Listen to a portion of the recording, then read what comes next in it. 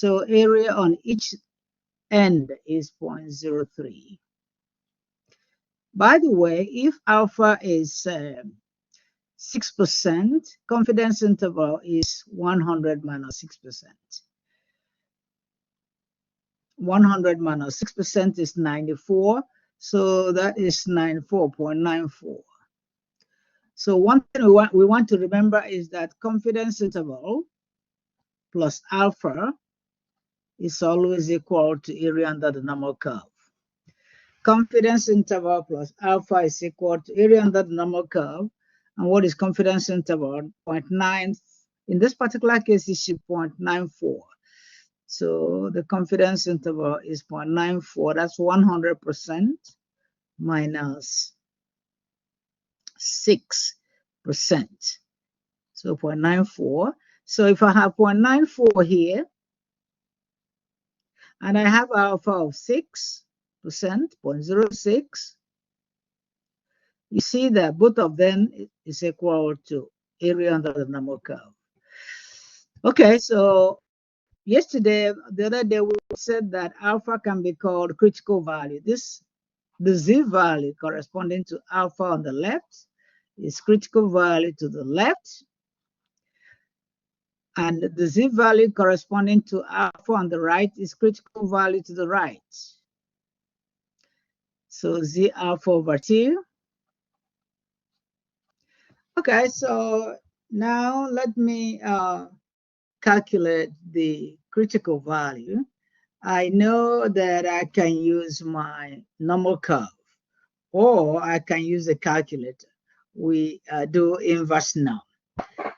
Okay, so anytime I want area to the left, I will do inverse norm, area to the left in decimal, and that is 0.03.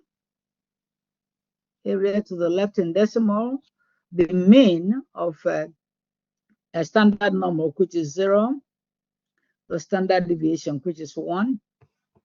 So I pull my calculator up.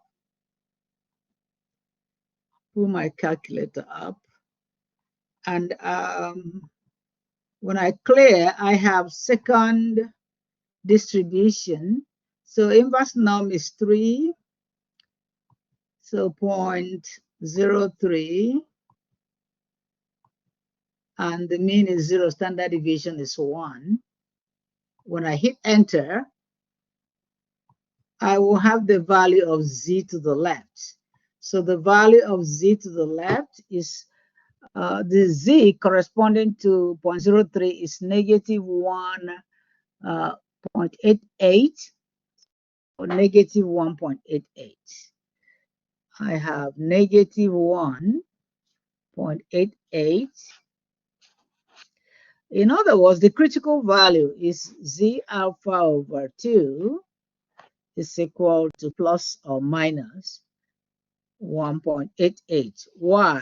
Because the normal curve is symmetrical. If I find the area to the left, I also know area to the right. Area to the right is the z value to the right is positive, the z value to the left is negative. Okay. All right, so that is the critical value for area on both sides. So what if I'm told to find area on one side? If I'm told to find area on one side, I will not divide alpha by 2. So let me see. Question 1b says find the critical value when alpha is 4%, 1/3 left. Find the critical value when alpha is 4%, 1/3 left. So I'm not going to divide alpha by 2 because it's a 1/3 test. Area to the left.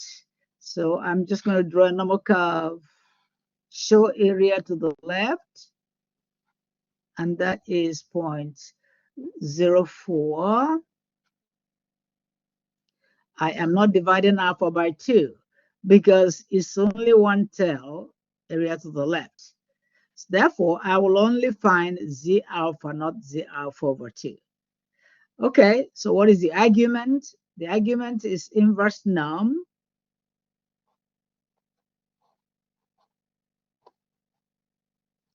And then the area to the left is 0.04, and the mean is 0, standard deviation is 1. I'll close parentheses and put it in my calculator and find the area to the left, 4% in the standard normal curve. Okay, so I'll find area to the left, 4%. So I'll go do again second distribution, inverse norm number 3. This time the area is 0.04. It's a standard normal curve, so mean is 0, standard deviation is 1. So I am going to paste. It's only area to the left this time. That's why I did not divide alpha by 2. So I have negative 1.75. So I will write Z alpha. So my answer will be Z alpha equal to negative 1.75. So Z alpha only, because I did not divide alpha by 2, is equal to negative 1.75, which means I'm not looking for Z value on the right. I'm not looking for Z value on the right, okay, because this is area to the left, 4%. All right, so let's go to the next one. So this is when it is normal distribution. What if it is not normal distribution? It could be a small sample, that is t-test. Find the critical value for the following. Remember, for t, I'm going to write the formula for t so we know. So for t, and let me pull this up. So the first question says find the critical value when it is a t-test. It is two-tailed and the sample size is 14. T-test uses degree of freedom. So just because this is one sample, I will have n minus 1 degrees of freedom. So remember, this is two-tailed, alpha is 2%. So I'm doing number 1C. Number 1C. Okay. And this is t-test. Area on both sides is equal to 2%. So I have alpha is equal to 2%. Or I can write 0.02. 0.02. The sample size is 14. Therefore, degree of freedom is 14 minus 1. And 14 minus 1 is 13. So degree of freedom is 13. So now I want to draw a T curve. T distribution, it looks like a normal distribution. Area under T distribution is 1. Remember the conditions. Sample size must be less than 30. Population standard deviation is unknown. And sample must be from a normal distribution. Sample must be from a normal distribution. So this is a simple random sample. So these are the conditions for T distribution. Okay, so I am told to find two-tailed, but I'm doing two-tailed also, even though it's T. So 100 minus 2, 100% minus 2% is 98%. And I can change it to decimal. So if I change it to decimal, I have 0.98. All right, so the central number is 0.98. And then I divide 2% by 2, I have 1% on each side. So this is 1%, 0.01, and this is 1%, 0.01. Now I'm looking for T alpha over 2. Remember, it is T, so you're looking for T alpha over 2, not Z. So I am going to find T alpha over 2 because it's divided by 2. Okay. So for me to find T alpha over 2, the argument is going to be inverse T. Inverse T. And then I'm going to write area to the left in decimal, which is 0.01 this time. The area, then the next thing is going to be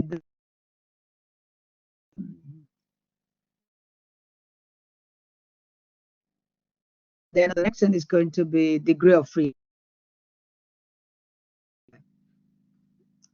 13. So I have 13. All right, so I will go to my calculator. So inverse T is number 4, and area to the left is 0.01.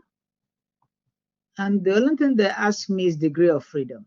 And degree of freedom is 13. That's all I need. I just need sample size and area to the left. And then I can calculate. So the T value to the left is negative 2.65, and T value to the right is 2.65. Therefore, I can write T alpha over 2, because it's two-tailed, is equal to plus or minus 2.65. Plus or minus 2.65. That is the value of T here is, the value of T here is positive 2.65. Okay, because it can be two-tailed also. So when T is two-tailed, you go back and divide alpha by 2. But notice that T uses degree of freedom. Z does not use degree of freedom. Normal curve does not use degree of freedom. So,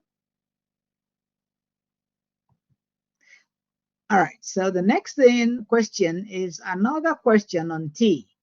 This one is two-tailed. Well, suppose I have alpha is equal to 2%, one-tailed left test. So this one is a one-tailed left. The sample size is 16, and it's only one tail, which also, in other words, I am not dividing alpha by 2. So I'm going to draw a T curve. Draw a T curve. The area inside the curve is 2% or 0.02. So I'll just draw that now. So area under the curve is 2%, one-tailed left. So I'm only looking for T alpha. If I'm given one-tailed left for T, I look for T alpha. Same thing for Z. One-tail left for Z, I look for one tail. In other words, I'm looking for T value that corresponds to 0.02. Okay, I write the argument again. Inverse T. Inverse T. Area to the left in decimal 0.02. Degree of freedom. I'm told that sample size is 16 in this question. Therefore, degree of freedom, DF, is 16 minus 1. 16 minus 1 is 15. Okay, so I just pull my calculator up. So it's that simple, though. I pull my calculator up, and then I find inverse T. So second distribution, inverse T is number 4. The area to the left is 0.022%. And the degree of freedom in this question is 16 minus 1, which is 15. If I paste, I will find that the T value is negative 2.25. t-value is negative 2.25. So that is negative 2.25. That's the t-value. And it's only 1 because I don't have to divide alpha by 2. All right, so that is the question for this one. Let's look at question. Now, so we have answered question number 1. So let's go and answer question number 2. So for question number 2, it says, when should the t-test be used in statistical inference? When do I use t-test? In other words, another way of asking you, what are the conditions when you're doing inference? What are the conditions for using t-test? Conditions for t-test are sample size. Conditions for t-test are, I'm just going to write it here. Well, I can use this. Sample size must be less than 30. If sample size is greater than 30, it's now a big sample. I can use normal distribution. And population standard deviation is not known, it's unknown. Unknown population standard deviation. And sample must be from a simple random sample. In other words, it must be from a normal distribution. So these are the 3 conditions for using a t-distribution. When you don't know the population standard deviation, and sample size is, in fact, even if one of them, if you don't know the population standard deviation, it's enough to use t-distribution. It doesn't really matter if sample size is greater than 30. If sample size is greater than 30, but population standard deviation is unknown, then you go ahead and use t-distribution. What are the conditions for using proportion? We said it the other day. We can say it again today. Proportions, conditions for proportion. 1, the variance, let's write that. Sample must be from a normal distribution. So sample from a normal distribution, all right? And then n times p times q must be greater than or equal to 10. And what does this mean? The variance. The variance of the binomial distribution must be greater than or equal to 10. You can actually use p hat and q hat if you don't know, because there's no way you can know population proportion. It's not always easy to know the population proportion. Okay. Now the next condition for using population proportion is that sample size must be less than 5% of population. Sample size must be less than 5% of the population. You can write it this way: n is less than 0.05 times population. All right, so wherever you're given a sample size, what you're going to do is you divide that sample size by population. And most of the time we use the population of America, which is approximately 360 million. And suppose you have a sample size of 200 and you divide it by 360 million. You already know that that number should be insignificant. So it is actually less than 5% of the population. And the third method or third condition is that sample must be from a simple random sample. In other words, sample must be from a normal distribution. The sample you have taken must be taken from a normal distribution. Remember, we have already written this. Let's write it again. In T, sample size less than 30. Population standard deviation is unknown. Sample from a normal distribution. Simple random sample or sample from a normal distribution. Okay, now let's go on and calculate. We already know Like yesterday, we calculated, 2 days ago, we calculated the confidence interval for proportion. We're going to do one before we get into confidence interval for T. Determine the point estimate of the population proportion. So this question here is on population proportion. All right. And the margin of error. So we already said that if I draw a number line and I know the upper bound of a confidence interval for proportion, so the upper bound is 0.285, the lower bound is 0.223. If I find the midpoint of this line, and midpoint of this line is adding the upper bound and lower bound and divided by 2. This is lower bound. This is upper bound. And then the p-hat, point estimate. When I'm told to find the point estimate, it's always p-hat is equal to upper bound 2.285 plus lower bound 0.223, and then I divide them by 2, divided by 2. Okay, so I pull my calculator up and add them together, divide by 2. Then I get the sample proportion. So that's what I'm going to do right now. Add upper bound and lower bound. 0.223 plus 0.285.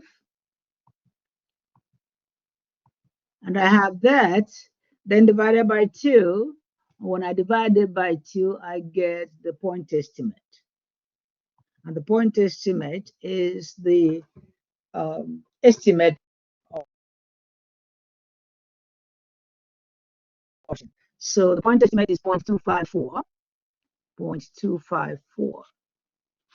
And then they can ask me to find the margin of error. They did actually find the margin of error. The margin of error is the distance between point estimate and the upper bound.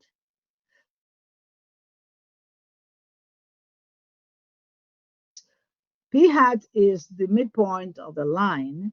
Then I can find the point estimate to the left, the margin of error to the left. So the margin of error to the right is 285 minus 254. So let me do that. So the margin of error is 285.285 minus 0.254. And when I get an answer, it is 0.031. Therefore, margin of error is 0.031. 0.031. And by the way, because margin of error is on the left, is on the right, I can now say margin equal to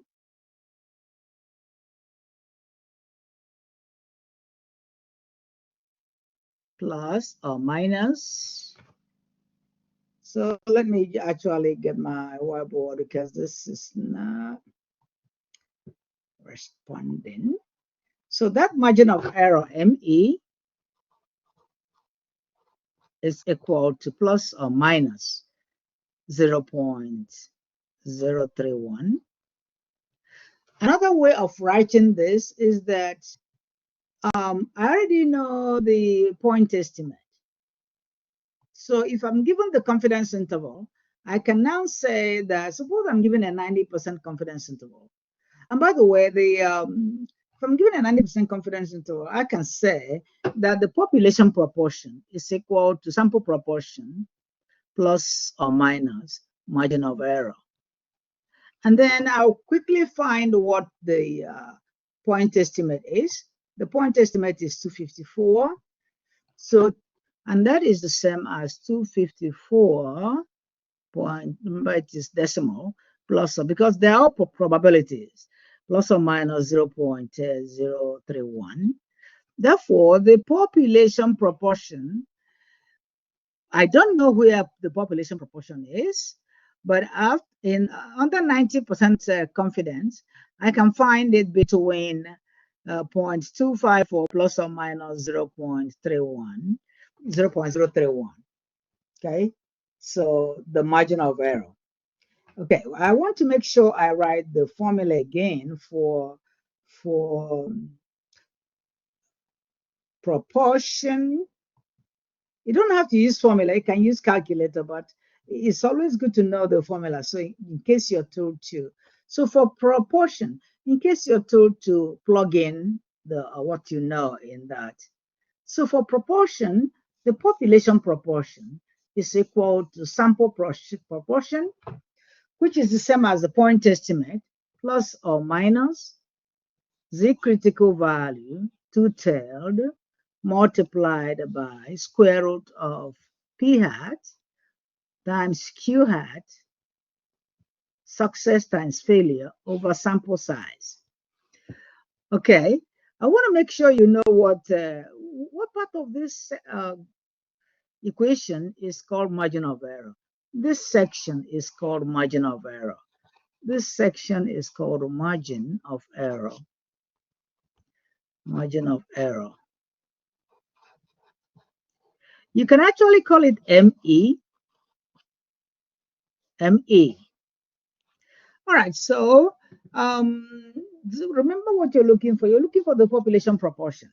So you say, suppose you're given confidence interval of 90% or 0.9, you can say, I am 90% confident that the population proportion could be found between the point estimate, sample proportion, plus or minus the margin of error. Okay, provided the conditions are met. The conditions are NPQ must be greater than 10, greater than or equal to 10, and sample size must be less than 5% of population, 0.05 times population. So these are the main conditions before you can convert from binomial to normal. And if you normal, then you can use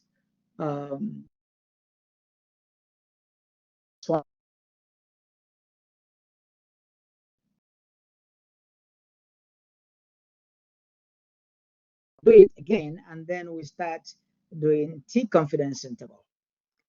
So we're going to get one question on P confidence interval. So we want to do number 4. Number 4 looks like a proportion confidence interval. Number 4, proportion confidence interval. All right. All right, so a survey found that 195 out of 250 randomly selected internet users have high-speed internet access at home. Construct a 90% confidence interval for the proportion of all internet users who have high-speed internet at home. Okay, so you want to know what you're given. You are given the sample size. Sample size is 250. You are given X, the number out of sample size, and that X is 195. And from X and N, you can find success. Probability of success is X over N. And that implies 195 over 250. Okay, so these are what I'm given. But does this condition satisfy the is it satisfied? Can I do my conversion from binomial to normal? In other words, is this sample size less than 5% of population? Let's say that the population we are comparing with is the whole Americans. So 250. So let's say 250 over 360 million, approximately. Well, I don't even need to calculate this. I know that the number is insignificant. So 250 divided by 360 million, that number should be an insignificant number. So it's actually less than 5% of the population. So condition number one is met, because that condition number one is that n must be equal to or less than 5% of the population. Condition number one is met. Two is n times p times greater than or equal to 10? Well, let's find that out. Is n times p times q greater than or equal to 10? So n is 100 and 250 as given to us, and p is 195 over 50, 195 over 250, and P, this is P, and Q is 1 minus 5 over 250. Okay, I am going to get my calculator and get the... So first of all, I want to know what 195 over 250, what is it? What is 195 over 250? I'll just calculate it here. So 195 divided by 250. And I have the probability of success is 0.78. Therefore, probability of failure is 1 minus 0.78. 1 minus 0.78. So now I have everything. All I need to do is multiply sample size multiplied by success, 0.78, multiplied by failure, 0.22. What I'm checking is that, is this solution greater than 10? Yes, that solution is greater than 10. So condition number 2 is satisfied. Therefore, I'm allowed to do inference. Inference means confidence interval hypothesis testing. So now I can do inference. The conditions for converting from binomial to normal are satisfied. I can do inference. So let me do that. I am going to quickly up my whiteboard. Pull up a whiteboard. Where are you? All right. All right. So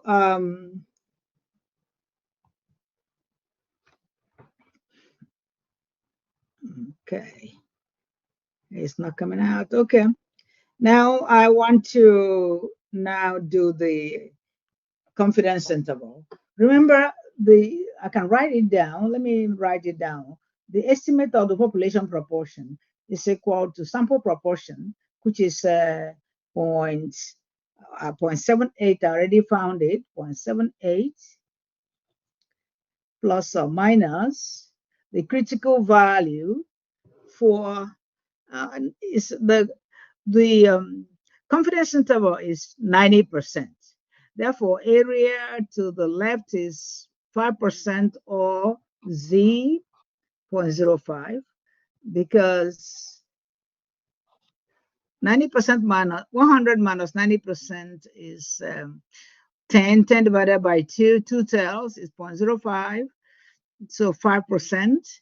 Then multiplied by square root of the standard deviation of, so I have 0.78, which is P, multiplied by 0.22 divided by sample size, which is 250.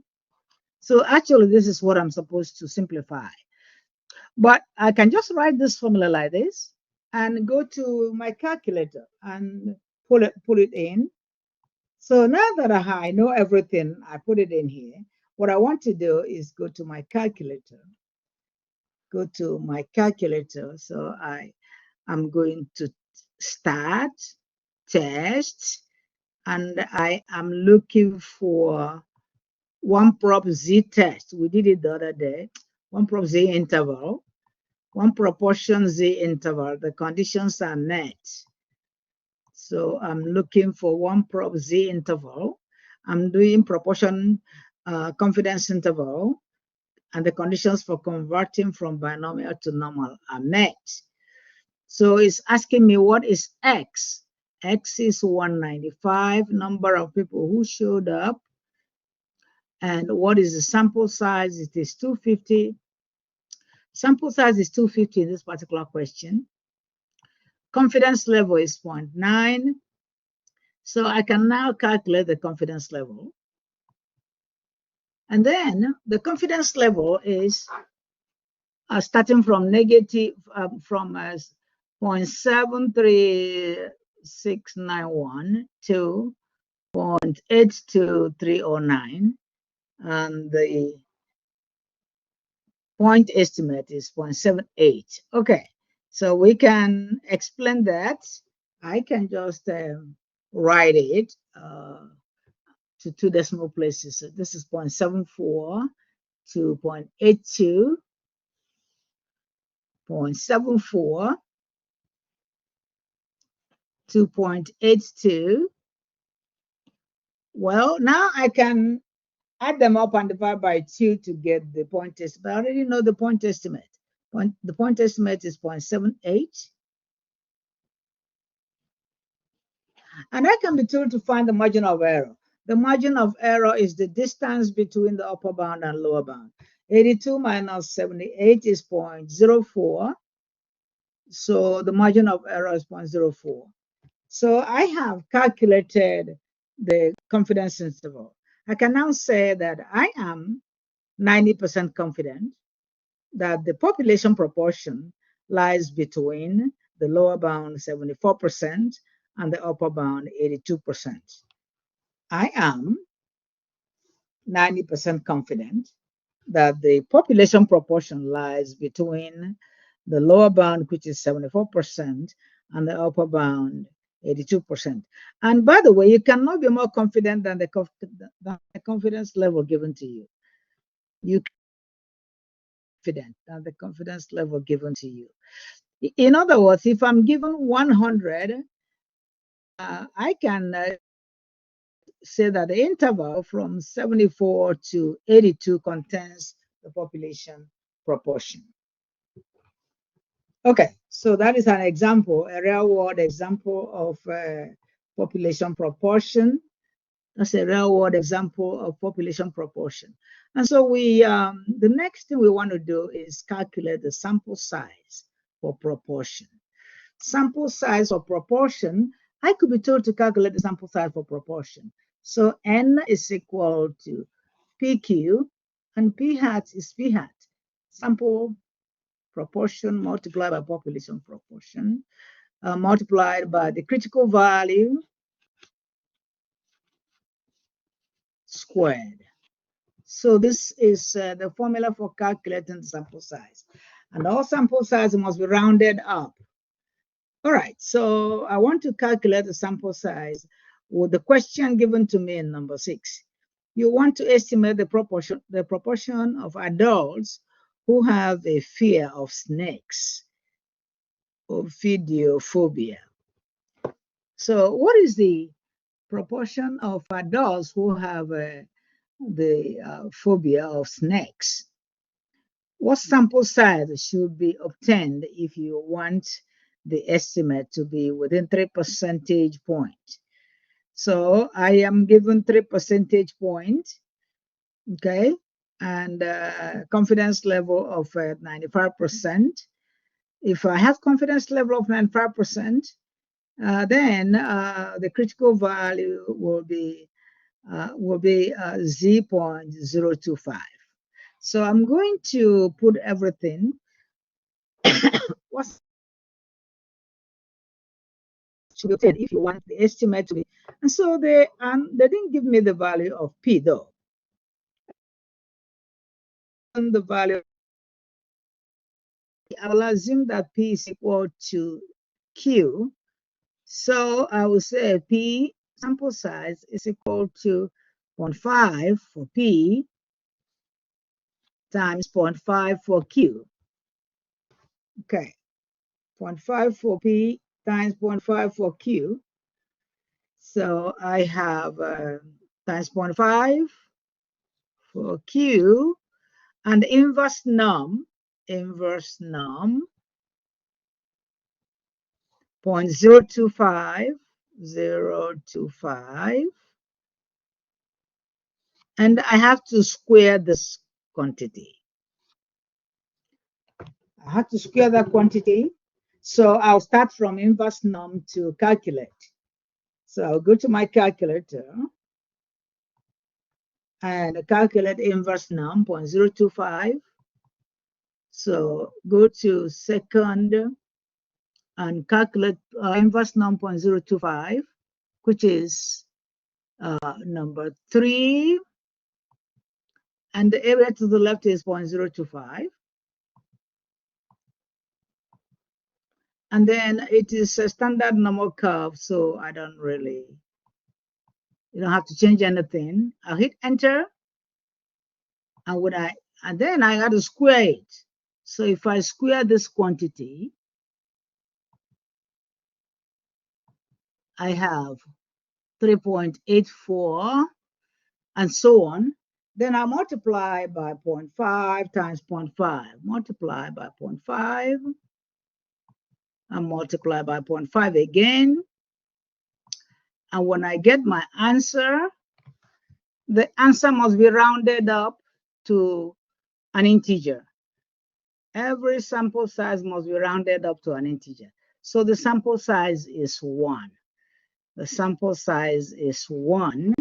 I have to round that up, and the sample size is 1.